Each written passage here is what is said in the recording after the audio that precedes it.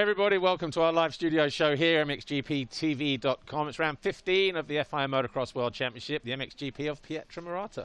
My name's Paul Malin, Lisa Lane alongside me. On today's show, we've got Last Minute Dixon, Steve Dixon, the team owner from Bike It MTX Kawasaki. We've also got Yogo Kits coming in and Benoit Pacharel. But before we go anywhere, Lisa. Yes. We've barely had time to breathe in this wonderful mountain air, and here we are again, getting ready for a midweek race. It's a Tuesday, isn't it? It is a Tuesday. Is it me, or is it confusing to keep up with the days? No, it's you. It's just me. Okay, Yeah. good. Good to know. Good to know. But it is Tuesday. Yeah, it is a Tuesday, but yeah, we're back in it straight away now, and we've got another GPs tomorrow. It's crazy, isn't And it? you know what tomorrow is? Wednesday. So. God, there's a reason why you're sat there, you know that. Anyway, let's get on with the show. Our first guest is in, Steve Dixon, Bike at MTX Kawasaki. Good to see you, Steve. Nice to see you again. First of all, congratulations on the weekend. Courtney Duncan winning her third straight title in WMX. It's been quite the journey with her on the team, isn't it, the last 3 years? Yeah, she's done very well, and yeah, it's good for her to do that, and yeah, for the work she's put in. They all put in good work, but she's just keeping above. I think the level has got closer to her, but you know, she's managed to you know, suss out this season, and she's got through to take the win sort of a race early, which was sort of unexpected, and yeah, it was sort of, in the end it was easy. Well, you said she took the race, or the championship a race early. She did come into the championship with a 16-point advantage. What was the mindset going in to that first race, and how were the sort of the nerves and the emotions for you guys down there in pit lane as it was unfolding? Well, I mean, the more nerves from Courtney was last week in Spain. You know, before she was sort of a bit more nervous last week. Maybe that's because of the sort of, you know, the gap that we've had, but coming into this race, it was a lot easier. We had a game plan. We didn't expect to come in. My aim was to come into this race with 7 points so that she could finish 2 times second, but she obviously had 16. So game plan was not to get pole, you know, just to stay out of trouble. You know, even sort of, you know, to come through. She proved last year she can come through from last to sort of second, or. Well, she won the race from the back last year, didn't she? So we just needed to get a 4th and a 5th, and that took a whole lot of pressure off. And we just kept giving her lap times just to keep her motivated, because Courtney's most of Courtney's mistakes have come when she's leading or sort of loses concentration, not pulling through. tear-offs. Absolutely, yeah. I mean, that's a rookie sort of mistake. But yeah, so suddenly it was like, yeah, she's gonna win. Keep the calculations on. Chiara's not making the progress sort of through to get the points, so we're like, we need to get everything organised. We need to run back, get the T-shirts, get the champagne, get the sort of helmet and everything. But we had to sort of, we couldn't break away from the race because we were watching the race. So yeah. Sent Phil up there, and we got all the stuff, and yeah, and then arranged where it was going to be the celebrations, and we did it, and it was, you know, it was all good. Yeah, good job. I know you mentioned that she was pretty nervous in Spain, but there were a couple of moments, Turkey and Spain, where she really had to dig deep, but she always managed to pull it out of the bag, didn't she? Yeah, I mean, Courtney's, it seemed she got a bad start in Spain, and she's better when she's coming through the pack than when she is when she's leading. It seems like she lacks this concentration, and so when she has a target, when adversity is against her, like the second race at Spain when she broke her finger, you know, and then sort of all the stuff with, you know, getting sort of a bit of a penalty for the first race, telling off, and so she went out and won it by 20 seconds. So I think there's a lot more in Courtney than we can see, you know, when it's needed. Okay, well, let's move on to Wilson Todd in MX2. He missed last season, a lot of it due to injury, but what have you made of this year, his first full season? Yeah, I mean, it's just a shame that we haven't got another year, because he came into this year and we didn't know when the season was started, so he decided to get, he wanted to get arm surgery last year, but he couldn't get it because of there was no operations. So he got it at the beginning of the season, which missed sort of a few sort of races at speed. And that's been, you know, for his career, that's been a, you know, turnaround. You know, he needed it doing, and it was, you know, it's been remarkably successful. And then really, it's with the one-day format, it's hard just to keep learning the new tracks for him, and you know, and it's also hard to develop the bike when you've got 1 week racing, next week's racing, and you've got to give the guys some rest, and it's, you know, it's hard against, say, some of the full factory teams that have got, you know, development 2-3 years ahead, you know, that are a manufacturer. So that's, you know, I mean, obviously that's one of the hardest parts in 250s. It's all about power and off the start. But yeah, I mean, I'm sort of pleased with the progress. And although he's got to go, you know, he's aged out next year. It's a shame. So we're sort of. Well, we just saw him riding there in Oss, and that was obviously his first foray kind of inside the top 6. I guess after the first couple of rounds where he was, you know, sort of a bit up and down, must have been a nice little boost for him just to sort of go, actually, I can be here. Well, I mean, all through his career, he was sort of beating, you know, Mitch Evans and Jed Beaton and stuff like that. And so it's just about, you know, gelling with how, you know, he's changed a lot since he's been here. It's a lot different than, say, you know, the relaxed Australia and stuff like that. You know, now he cleans his boots and his helmets and stuff like that. Whereas, you know, but he's still messy and that. No, he's a nice character. At first, people sort of think he's a little bit strange, but he's a really nice guy, and he sort of lives at my house. And since his girlfriend's come over, who's also called Jordan, same as our mechanic, you know, it's been a big change. She, you know, and Courtney Wilson and Jordan have been a group together, travelling, and I think that's helped Courtney, you know, chasing Wilson, giving her stuff to do during the week. They go off travelling, and that's helped the whole team. Well, look, just briefly, Lockett, another good ride, 7th in race 1. Is it most of this, when he gets those sort of breaks in sort of like the top 10, is it just down to the start with him, or is it a combination of sort of gelling with that track as well? Yeah, I mean, no, I mean, he had good rides at, you know, Sardinia, and you need a good start in this. You know, you can see that from the top guys. If they don't get a good start, it's still difficult to come through, and they make mistakes, you know. And yeah, that's the whole race nowadays. You know, even difficult to come through in MXGP. You know, because there's so many good riders within sort of half a second of each other, and it's then you have to pass them. So yeah, it's all from the start. Yeah. Okay, well, his best overall finish was in Afyon, 7th overall, where he got a 5th in the first race. Just tell us, what was his reaction when he came back to the truck knowing that he'd broken into the top 5? Nothing. Oh, really? Yeah, just okay, yeah. Well, that's what I'm here to do, you know. Yeah, It's not, you know, he expects to be up there. It's frustrating for him, you know, not to have the sort of the experience of the tracks and say the shorter time. I mean, it would have been a disaster on the one-day format without his arms being done, because you know, he used to sort of suffer really bad.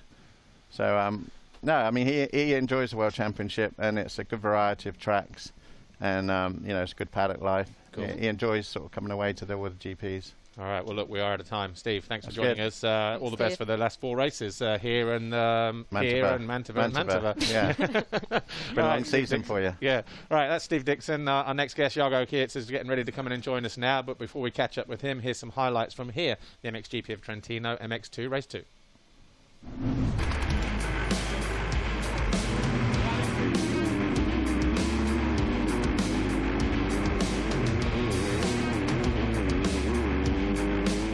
Renault gets squeezed to the inside and he goes down. So Maxime Renault went defensive and he has to pick himself up. From that first turn, he got bumped and spun around.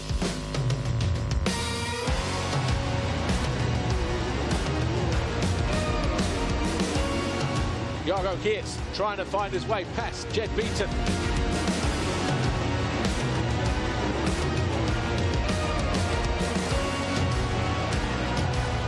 Kietz does go through.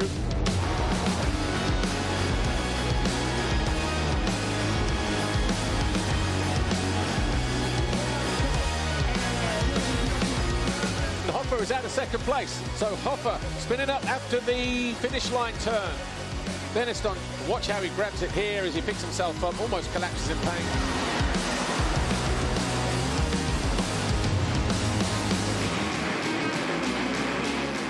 Maxime Renault has finally found his way past Isaac Gifting. That's on the step up. Did he get in and out of the turn early? Yes or no? Well, there was a mistake there. Oh, by himself. Isaac Gifting almost took out Renault. About 5 seconds behind. Then this podium is going to go to Ruben Fernandez for the first time since round 2. Remember, he got on the podium at the first 2 rounds.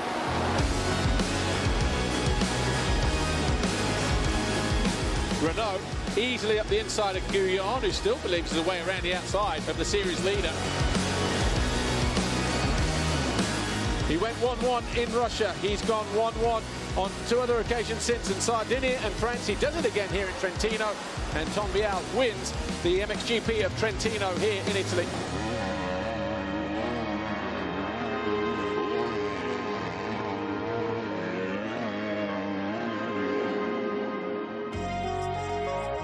It was a tough one, and it's long time Iago didn't start second behind me, and yeah, I just pushed on the moto, and I had a good line.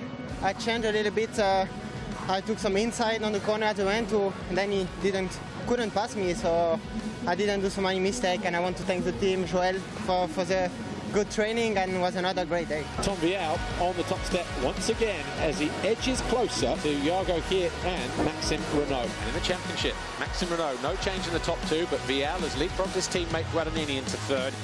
Ruben Fernandez 3rd overall this weekend for Honda 114 Motorsports.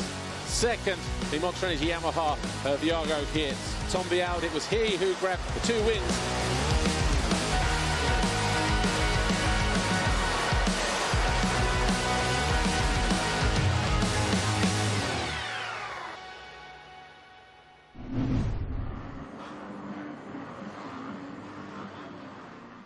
Welcome back to our live studio show here on MXGP-TV.com with me, Paul Malin, and Lisa Leyland, where our second guest is in. Iago Hirt from Monster Energy Yamaha Factory Yamaha Factory MX2.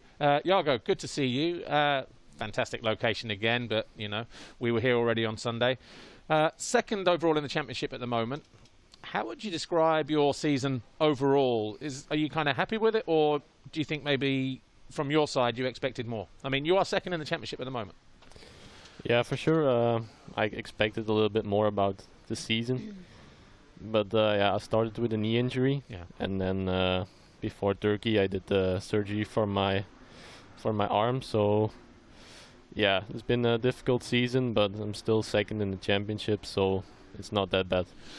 You mentioned the knee injury. Obviously, before you picked the knee injury up, before the first round in Orléans, were you happy with your speed at that point and your fitness and your pace? Was everything going in a good direction? Yeah, the pre-season races were not perfect, but I was getting better and better. So for sure, maybe in Russia I was not 100% yet, but I was on the good way. Yeah. Despite the brief setback, you still managed to get a couple of podiums, 3rd in Majora and a win in Os. That must have been a good boost for you, because the first 2 rounds you were outside the top 10, weren't you? Yeah, for sure. After the first 2 rounds I was disappointed and I wanted more. So after that it went much better, and I was 3rd in Majora, so it was already a good step in the right direction. And then I got 2 moto wins, and also I was really happy with that. And after that I was on the good way. And another win, overall GP victory, was in Lommel, your home round. What did that feel like?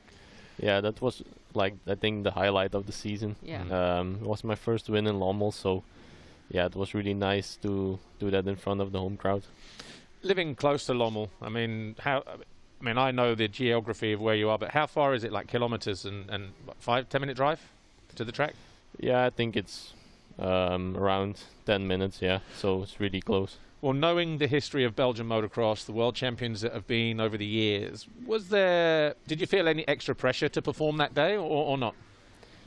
Yeah, there's always a little bit extra pressure in your home GP, but after the last 2 years, where I came close, but I didn't get the win, so it was nice to finally do it this year. Obviously, team manager on the team, Marnik Bevorts, he has won here in the past. So what's it like having Marnik Bevorts in your corner and coming into a Belgian GP where maybe there is extra pressure as a Belgian and expected to do well? What kind of advice does he give? And, you know, is it the same advice every GP, or is it a little bit different when you come there because of the extra expectation? Yeah, it's a little bit different because he was in the same position many times, and he knows that it's like more difficult to win your home GP than any other GP, I think. So it's just to stay calm, and we know I can ride good in the sand, and just stay calm and ride like I know I can on training. Well, being here in Trentino, I know last year you won a couple of GPs here, and then on Sunday you were back on the podium as well. What was it about this track that you like so much that you think suits you? Yeah, I'm not sure. I just like the layout, and it's a really hard-packed track, so maybe it's not really like what I normally really like, but yeah, I just like the layout, and it really suits me well, and I like to ride here. Okay, well, at the moment you're in the fight for second with Tom. How are you going to approach the next 2 GPs here and in Mantova? Yeah, I think there's not really a strategy, just try to perform the best I can and hopefully take 4 good starts here, because that's really important.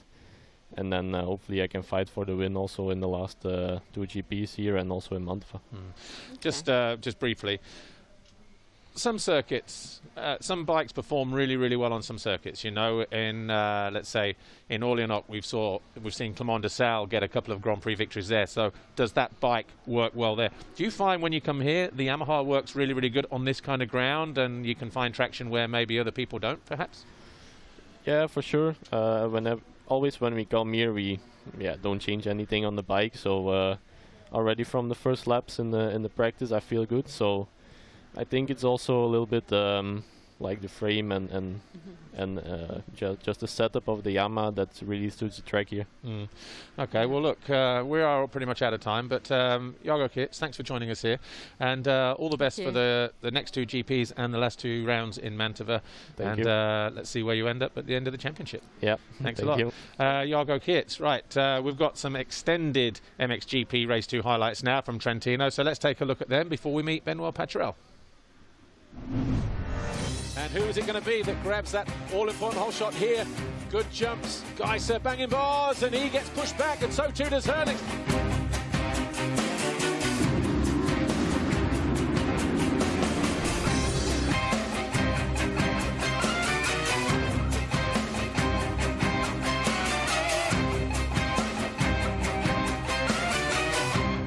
Oh, we got riders down. Doesn't look like any of the championship contenders, but both Hurlings and Geiser were tangling up with each other.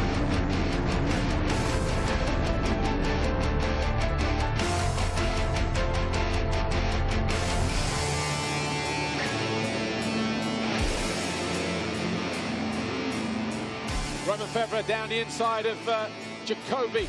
At the first time of Vaskin takes over the lead. Cairoli down again. Him and Van Horbeek in Cairoli corner. 29, having a good start. He's been pushed back to 3rd immediately as Koldunov goes through.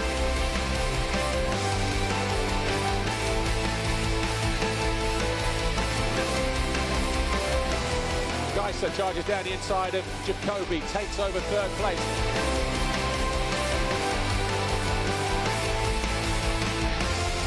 Cairoli out of this one. He will need to get some serious treatment on that leg. The first 4 riders now separated by less than 3 seconds. Koldunov is going to be knocking on the door of the Kawasaki.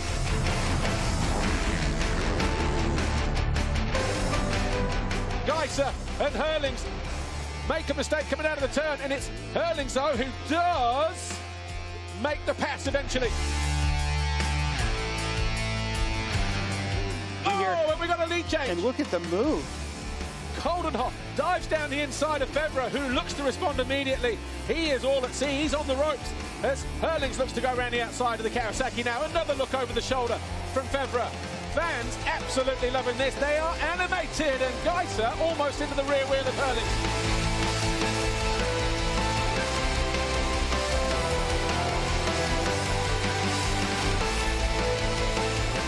Oh, I tell you what, they were very close, those two. As Hurlings continues to push the envelope, he's going to make the move here. He does. He goes into 2nd place. Febvre from 1st to 3rd in a couple of laps.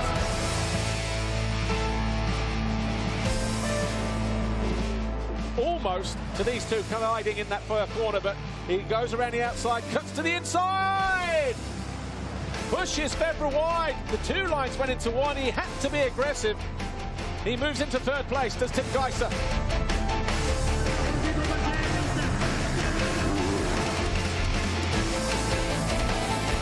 I think there was a mistake there from the Hoff. He does, and he can control the inside unless the Dutchman behind him can now cut back. He tries, but all of a sudden, lap 18, Hurlings is your new leader.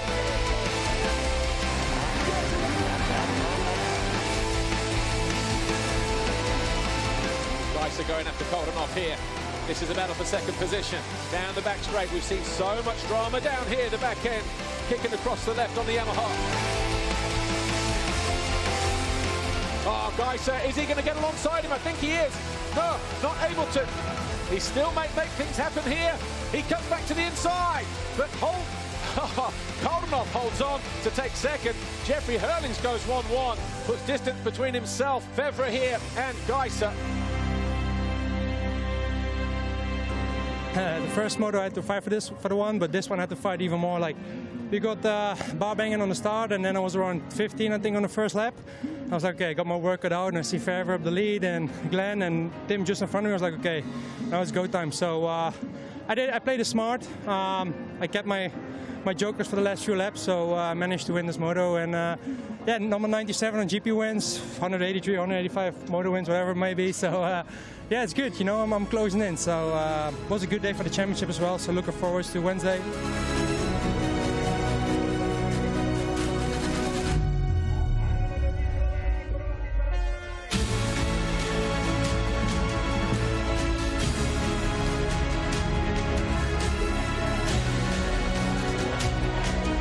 Tim Geiser, a lot of Slovenians made the short trip across for the HRC rider. Glenn Koldenhoff, Monster Energy Yamaha, second overall. But Jeffrey Hurlings, win number 97, in the books now for the Bullet. His 129th podium appearance.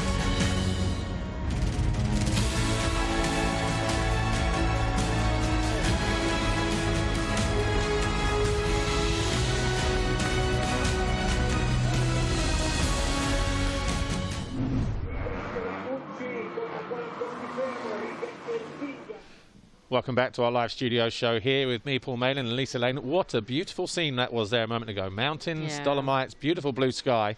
Little chilly today, though. Our final guest is in the house, Honda SR Moto Blues rider Benoit Paturel. And it's been a while since Benoit's been in here with us.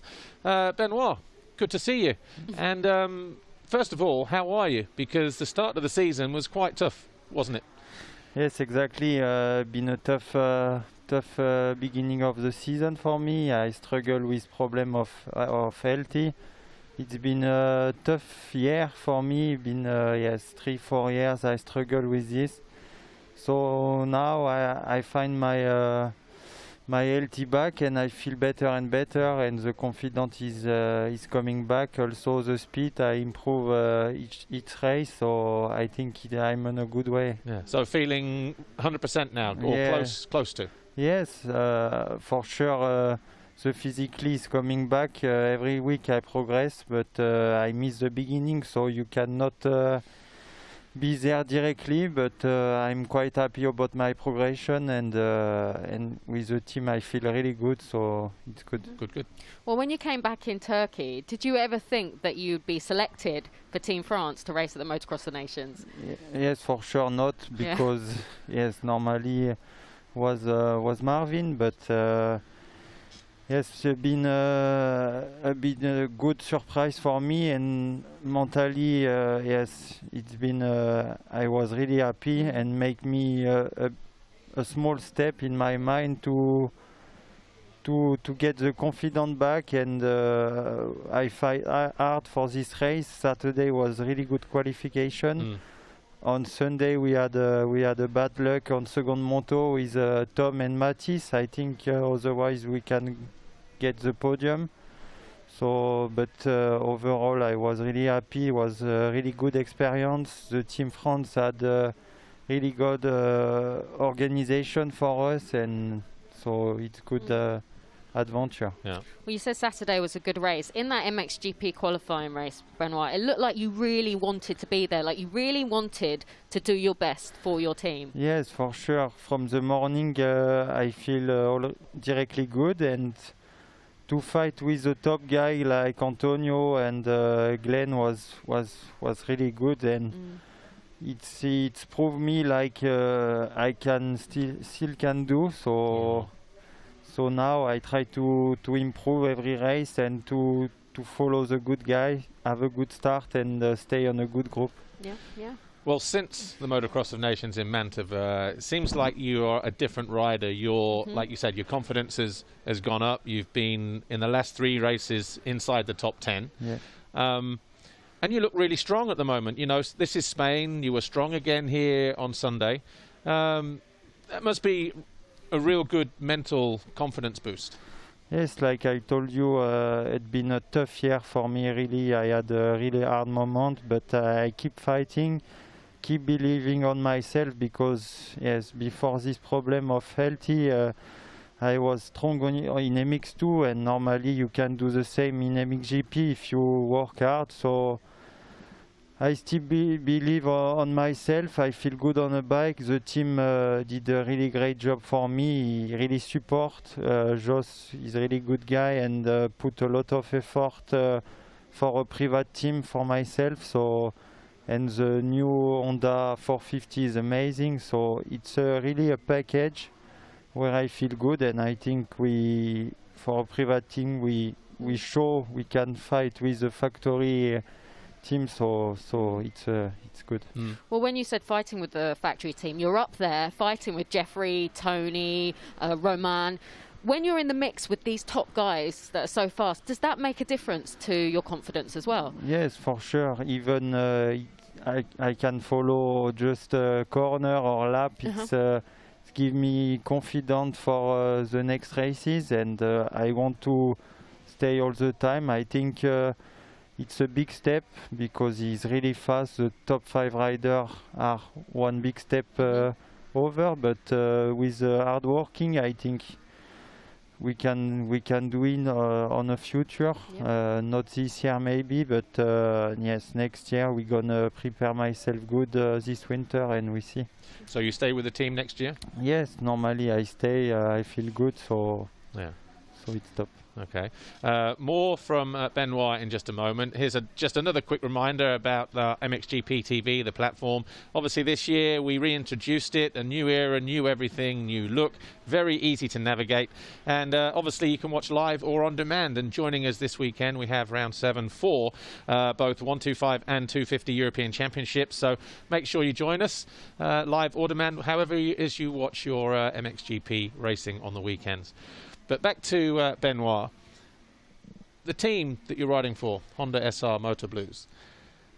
You look really comfortable on the bike. It's a French team.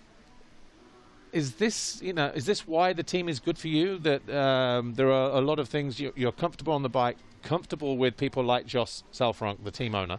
It works for you. Yes, I think it's work because I think the most important for the rider is the confidence at this level, and even on a tough moment, he stay behind me and he's really support 100%. So when I find my healthy back, it gives me a lot of confidence to do a lot of effort to come back at this level. And every week we try to improve my speed, work hard physically, technically, and yes, we see on a race I improve every race. For sure I need a lot of small time to get back, but now after few races I think I did quite a good result, so I hope finish really strong the season, and for next year prepare the best as I can. Sure. They've made some small changes to the track here since Sunday. The long straight down the back, they put I think 7 or 8 waves, and they changed the jump behind the pit lane. How do you think this will change the racing much or not? No, I think not. I think the jump behind the pit lane, it's good that it changed because a lot of wheel brake and was too high for the rider. Was really painful when you landing, but the wave I think not change so much, and the track will be quite the same because yes, on 2 days you cannot change much. No, exactly. Well, look, Benoit, fantastic to have you back with us, and really good to see you, and that you're feeling good.